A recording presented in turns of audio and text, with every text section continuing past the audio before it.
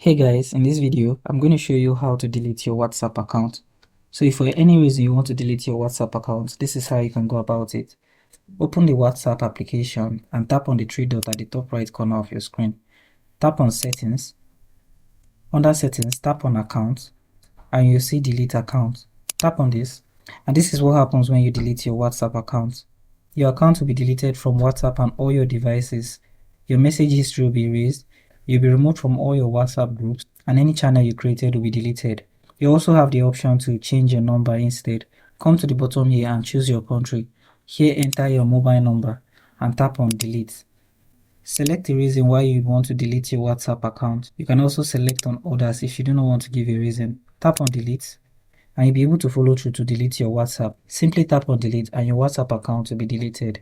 So thank you for watching this video and I hope you found this video helpful. If you do find this video helpful, do make sure to like, subscribe and have the post notification turned on.